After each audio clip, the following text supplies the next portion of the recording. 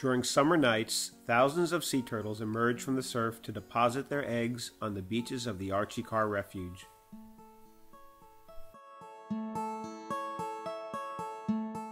This 20-mile stretch of beach south of Melbourne Beach is the most significant area for loggerhead sea turtle nesting in the Western Hemisphere, and the most significant area for green turtle nesting in North America. Most of what we know about where and when sea turtles nest comes from morning beach surveys of the previous night's activities. In addition to the signs of a completed nest, the beach surveys often reveal what are known as false crawls, where turtles emerge but do not deposit any eggs. Though there have been numerous reports of humans causing false crawls, the extent and significance of the problem has been difficult to measure. In the heart of the Archie Carr Refuge lies the Barrier Island Center, an environmental education facility where, among other things, visitors can learn about sea turtles and even participate in a guided sea turtle walk. During the summer of 2010, a local resident named James Schubert contacted the center and said that he had footage of one of our guided turtle walks and wanted to know if we could use it in our exhibits. The footage that he showed us was unique in that it did not require artificial lights and could cover large stretches of the beach.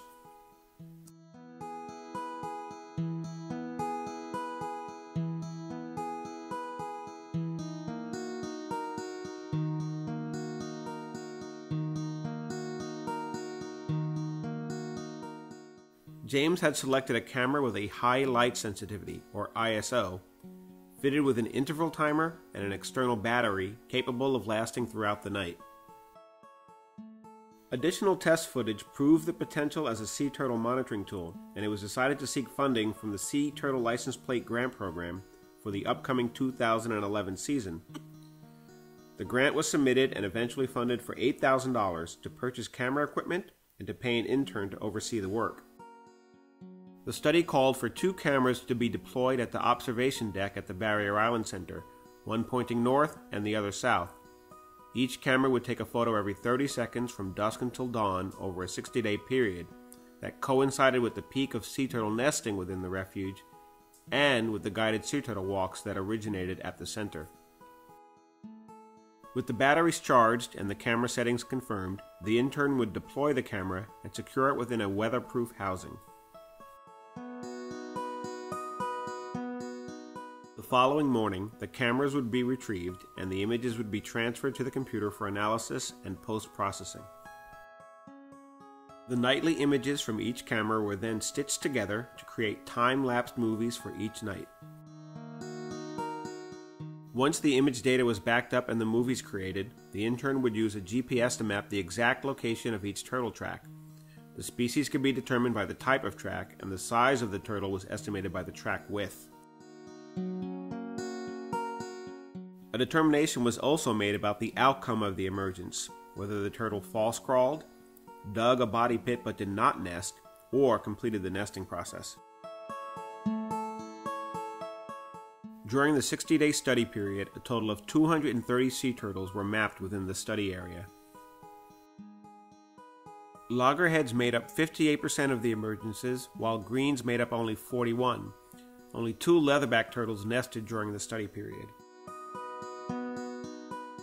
Of the 230 emergences, only 29% resulted in a nest, with the remainder either body pits or false crawls. The primary purpose of the study was to determine if human activity on the beach at night was contributing to the false crawls.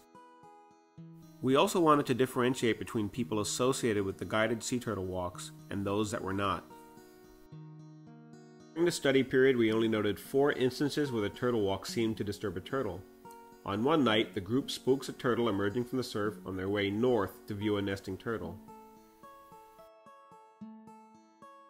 And then again on their way south, returning to the beach access. In this next instance, a loggerhead can be seen emerging from the surf directly adjacent to the turtle walk. It is not clear, however, if the turtle is spooked by the group or deterred by the steep sand berm. By contrast, we noted 23 instances where individuals not associated with the guided turtle walks appear to have disturbed sea turtles. These range from turtles being spooked as they came out of the surf, to individuals fishing on the beach using bright white lights.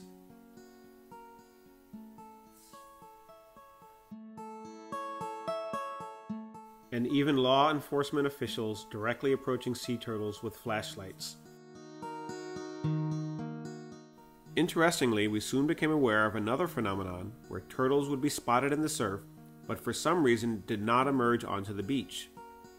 We dubbed these occurrences non-emergences, and during the course of the study, the cameras detected over 350 of these. In addition, there were some turtles that would emerge from the surf but would not move far enough up the beach to leave a track. Neither of these occurrences would be detected by GPS the following morning. By combining the GPS location data for each of the nests and the times from the individual photos into a database, we could determine what time of night each turtle began the nesting process and exactly how long it took. To illustrate the data, a graph was developed with the lunar phase and date from left to right across the top, and the time of night from sunset to sunrise down the y-axis. The shaded color of each cell represents the relative brightness from the moon, with black cells representing moonless times of night.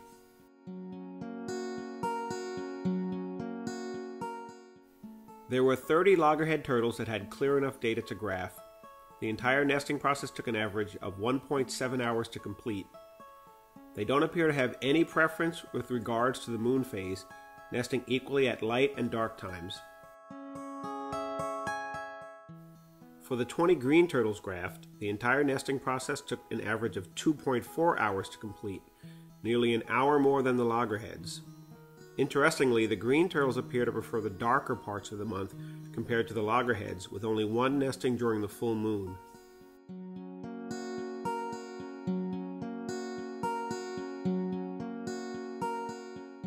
The results of the study show that though humans seem to be causing at least some of the false crawls, there were many more that occurred for no apparent reason. The results, however, do stress the need for continued education about proper beach etiquette with regards to nesting sea turtles. Opportunities to participate in guided turtle walks should also be expanded where possible.